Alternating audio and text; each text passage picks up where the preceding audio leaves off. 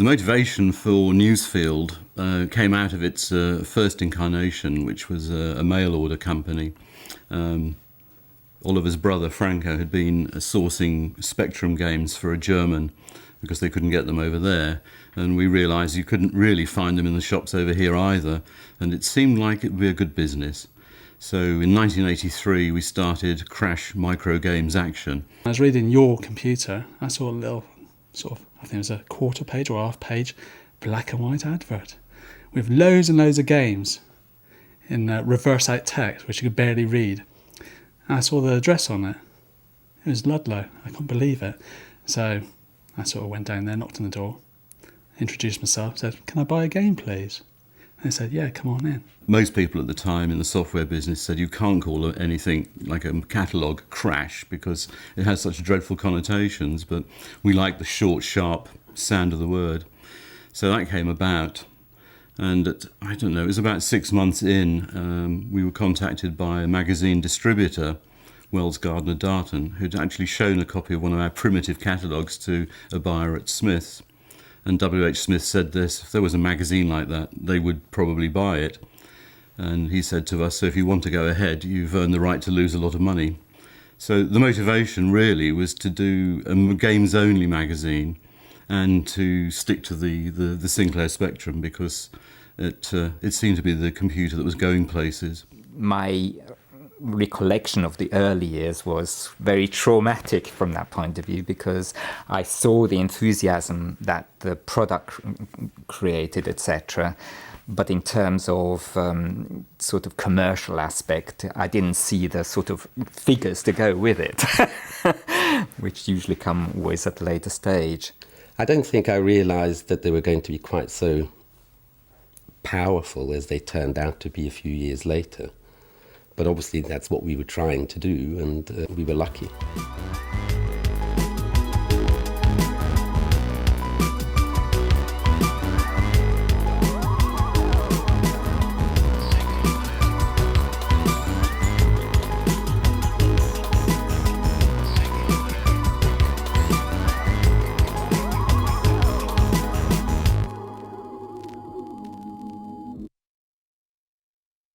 We tried to work out what was going to be unique about Crash compared to competitors.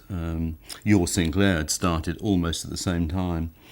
And our view was that if our target market was going to be 14-year-old boys mainly, then it should be 14-year-old boys that did the reviewing under supervision. And various aspects of health and safety and employment law were not in place in those days. So Ludlow School got a huge lift and a pool of, 20, maybe even 30 13 to 16-year-olds used to pile in after school and basically get the games to play. And we gave them forms which they filled out, and we took it from there. It's quite interesting because you obviously got games before all your mates did, and you could tell them what was good and what was bad. And I remember many late nights, early mornings, while still doing coursework, reviewing. I would go far as to say I've never had a better time in my life working. It's absolutely brilliant. You didn't feel as though you were working. You felt you had a cause, and you progressed through that cause. And all the other kids thought the same. It's brilliant. I think it was a dream come true for many 13 to 16-year-old boys. A number of those who were better qualified at their English left school and joined the Newsfield organisation as it grew. The whole concept of enthusiasts writing about it in a fairly creative environment where they saw the whole product come together made a big difference in the working attitude and also in the way the editorial came out, etc. It made for a totally different environment. Any company that has so many young people working for it can't help but be exciting. I mean, they were a madcap lot, some of them anyway, so boredom didn't come into it.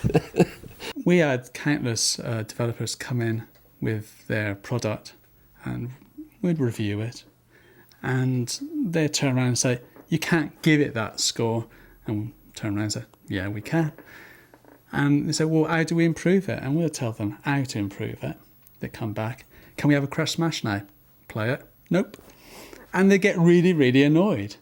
Yeah, you did have quite a degree of power. You knew that you could make or break a software house. He had set up this machine, and you couldn't compromise at all. That was the good thing. There was no way of buying off teenagers because they had no commercial sense. Yes, they wouldn't understand. They were just totally enthusiastic about the product and would say what's good and what's bad. And a lot of people said, "Oh, wasn't there the opportunity that they could have been bribed off, etc.?" No, they were not commercially minded. We were quite arrogant then, I suppose. If it's rubbish, we're telling them it's rubbish. If it's great, well, it's obvious it's great because we keep on playing it. We don't want to play the rubbish games, thank you very much. And we just churn them out. Hundreds and hundreds of reviews. I know certainly of at least 3 games of which his developers had very high hopes were so badly rubbished, in the case by Crash and later by Zzap, that they just vanished without trace. Yes, we did have that power. I didn't have that much control over it because if I said to somebody like Matthew or Robin Candy, well, look, give them a good review because they're nice guys, they just told me to bugger off. You couldn't get away with that. Yes, there was a lot of flack in from that point of view, and I got summoned several times to their offices and had to sort of listen very carefully to some very loud shouting and screaming. I could understand them, of course, that they're trying to build up a successful business, and from their point of view, this was a product, it was good enough and it'll sell. We were there for the public, and telling them what was good and how they would save money if they didn't buy certain products which are bad. And they obviously thought, well, I've got a bad product, I'd rather get it out and then let people find out. It's that kind of attitude. And some of the largest companies were the ones who were screaming loudest and pressurizing basically the Newsfield management to alter the way we actually proceeded.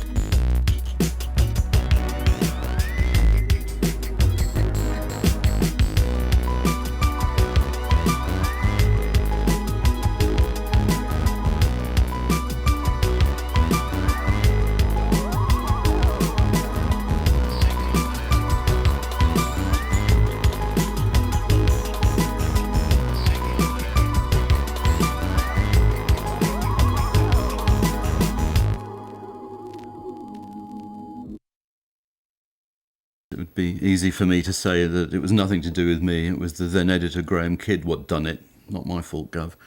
But we were such an irresponsible bunch, frankly, that we all dived in behind it to make it a really superb piece of spoofery. The background, the Crash team were getting increasingly irritated with Sinclair User for any number of reasons, not least of which was the sort of rather snotty-nosed way it was putting Crash down. Fluffy Lollipop magazine was the one comment about Zzap, and it was very similar with Crash. And there was a suspicion, probably unwarranted, that they were tending to give good reviews for all their dwindling advertising at the time. And the idea was to do a spoof of the one that had just come out from Sinclair User, which had the game Minder on it, with George Cole as the star. And they had done a character cartoon of George Cole. So Oliver very carefully did an even worse sort of caricature, and we called it Unclear User, and used all the typography and everything, and created what later became known in the Bear Garden at the High Court in London as a piece of rural piracy. So out it went, and 2 days later there were legal calls, an injunction. I had to dash down to London the same afternoon to an injunction hearing, which we lost, and we were ordered to recall the magazines. Fortunately, I think 60,000 of that one had gone out, and Crash sold very quickly in the first Thursday, Friday, Saturday. So I think the recall was probably only about a third of them, and those had to be sent back to the printer. The centre pages stripped out, and they could go back into distribution. And we lost a bit of money on that issue, and much later, nearly 9 months later, when we settled out of court, it cost us another £60,000 in apologies. However, Crash's circulation went from 60,000 to 106,000 within 4, 5, 6 months. and the support was tremendous. I wasn't the happiest bunny when Roger obviously sort of approved going ahead with the Unclear User, because he said, "Oh, legally, don't worry, we're doing okay. Look, for this and that reason, it's totally okay." And of course, EMAP felt otherwise and sued us on another technicality, not for taking the mickey out of them, but obviously because we were imitating their style, basically. And I always felt that it's best to avoid legal action because it's very costly. Given that we're already in a sort of negative cash flow situation, the last thing you want is losing that kind of battle. So, but on the other hand, it made the title more successful. In the long run, we probably gained rather than lost. But yes, from a commercial point of view, it was sort of like committing suicide.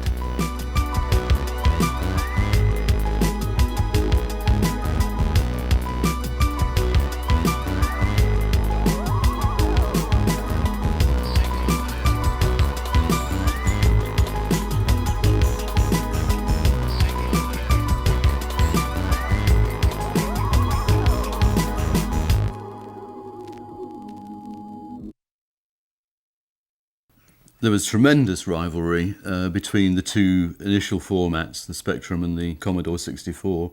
If you owned a Spectrum, you couldn't be seen dead with a Commodore, and if you owned a Commodore, then the Spectrum was just a silly piece of rubbery keyboard. And I think when we launched Zzap a year after Crash, that rivalry between the formats really sparked a kind of very good-natured war, which helped both titles, both Crash and Zzap, and the readerships. We played on that quite heavily and allowed the editorial teams, to ramp up the antagonism. With Zzap, it really grew. Julian Rignall was just a natural star. I mean, it's always the hair and the whole bit, and Gary Penn with a huge Mohican. And whenever they went to a trade show, there were just lines waiting for autographs. And usually in between them, we had Oliver, who always had a big felt-tip pen, sort of pulling T-shirts out and scrawling Ollie bugs on it and messages.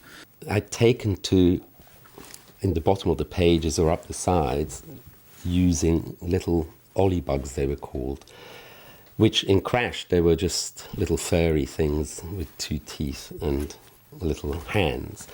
Whereas when it came to Zzap, it suddenly turned into more of a use of a brand name, because we used Rockford, who was a character in the game, and Thingy on a Spring or something, which we got permission to use. Obviously the software houses were, I think, quite pleased because it kept their characters alive. And they'd just bounce around and make silly comments at the bottom. At the end of each magazine schedule, I'd sit down with all the boards and just go through and add the little things onto the page.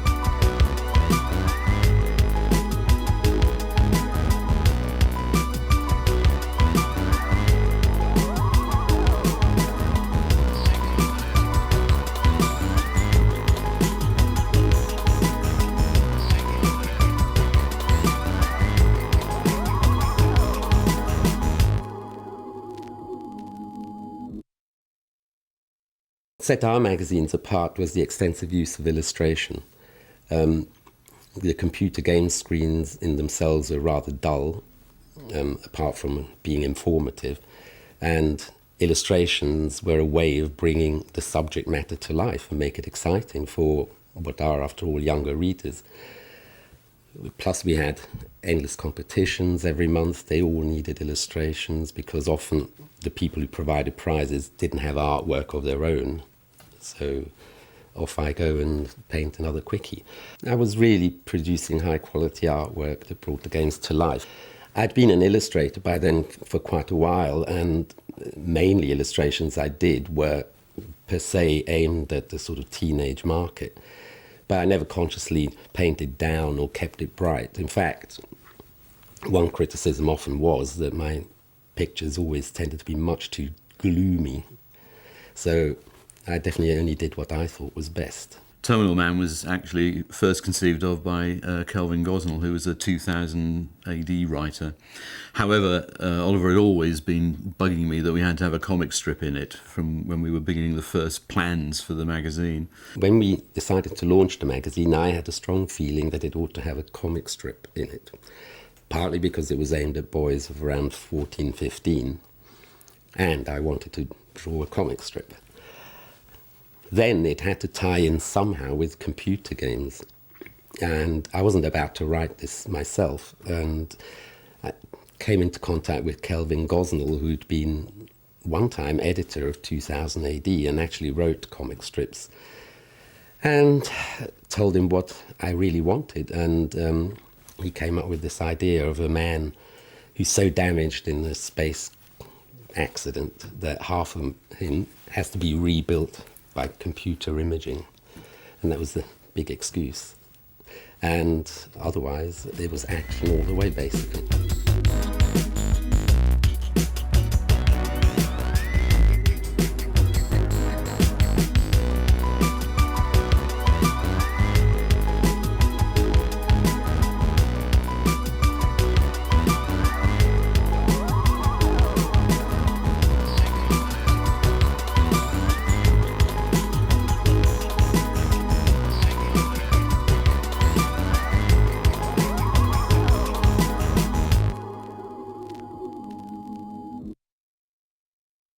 It was clear we needed to come in with new successful product, and we launched, I don't know how many titles in total, 9 or 10 or 11, but they weren't carrying, basically, so it was clear we were heading for trouble. And I think the last straw was the launch of LM, which originally was going to be a low budget product, where we said, well, we don't probably need to have London offices, and it turned into having London offices, having, I've forgotten now, 6 or 8 staff in London, etc. It went way over budget, and we had to kill it before we could actually see whether it was going to be long-term successful or not. I think we did 6 or 8 issues, and then had to kill it because we were in severe trouble, and we never really recovered from that.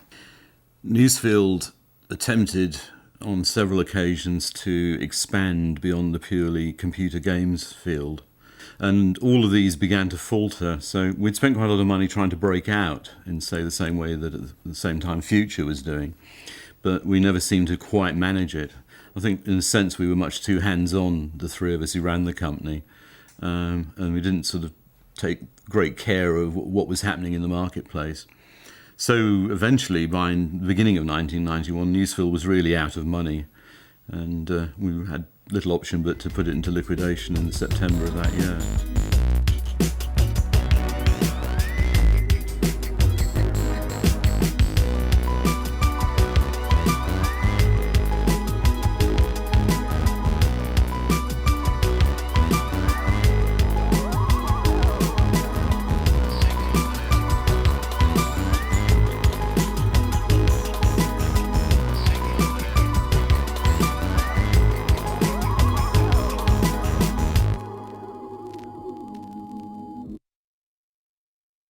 Another outstanding game would be Codename Matt, a game that Derek Brewster brought down for reviewing. Never had a name at the time, and I fell in love with it. I just played it and played it and played it, and he could obviously see that there's real potential there. And rumours subsequently is named after myself, which is nice. I think in a lifetime you only get one of those big waves coming around, whether it's BMX biking or any of those big fads which come and go. Computer games obviously have peaked, and are re-peaking now. I think that they're here to stay. When you're faced with a barrage of high-tech modern games, the sheer simplicity of some of the old ones is novel, because modern games, they spend so much money on them, they wouldn't dare put out something that looks simple. Whereas in those days, of course, that's all they could do. And I think it's quite refreshing maybe to play a game that's straightforward, complicated, and not constantly being bombarded by explosions and whiz-bang effects. I think certainly what I read is that people still like Spectrum and Commodore games on their PC or Mac emulators because they're still quite tough to play and they've got great gameplay. It's something you look back and you're always going to be proud of. And I'm proud of the products that we did and we had.